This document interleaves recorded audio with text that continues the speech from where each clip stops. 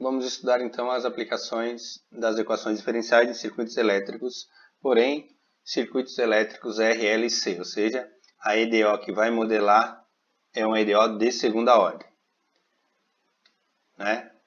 Aí o que a gente vai precisar? Das quedas de tensão em cada componente,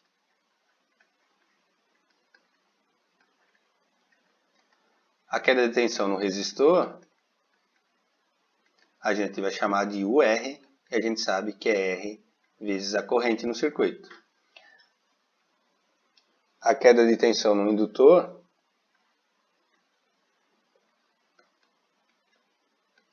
eu chamo de UL, e a queda de tensão no indutor é L DI dt.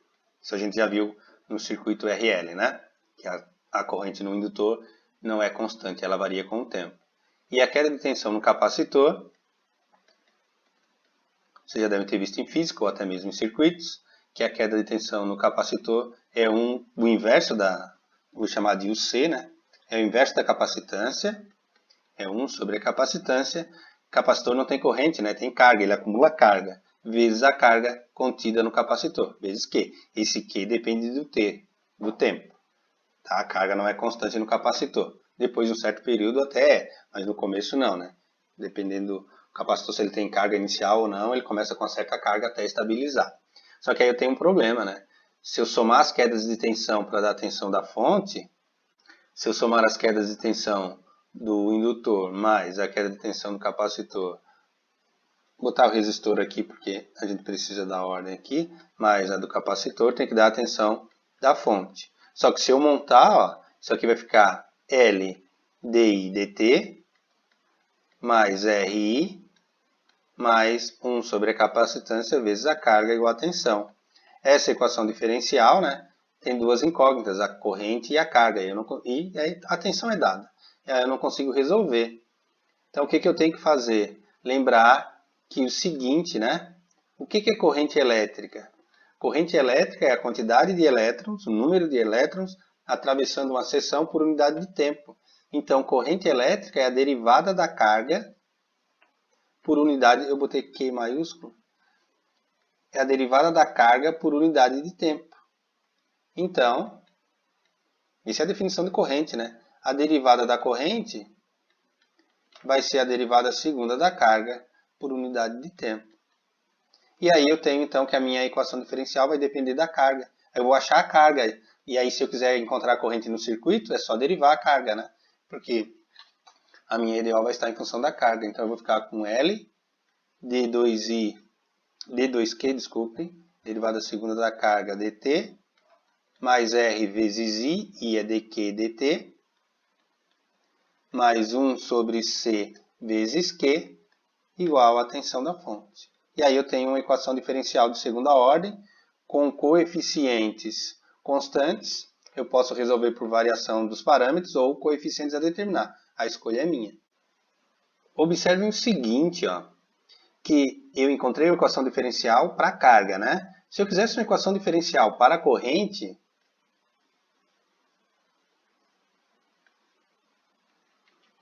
uma EDO em função de I poderia ser escrita da seguinte forma. Eu vou pegar essa equação aqui e vou derivar.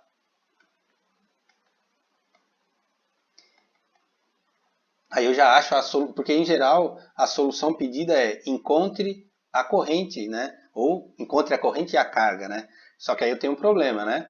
Observe que se eu encontrar a corrente no circuito e eu quiser encontrar a carga, eu vou ter que integrar para poder encontrar a carga.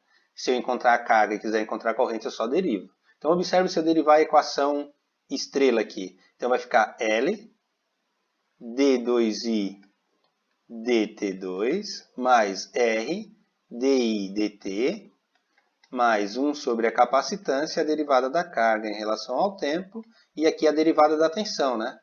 Igual, derivei tudo. Vou botar di dt e depois eu arrumo para E'. Derivada da tensão em relação ao tempo. Derivei cada parcela, e aí o que acontece?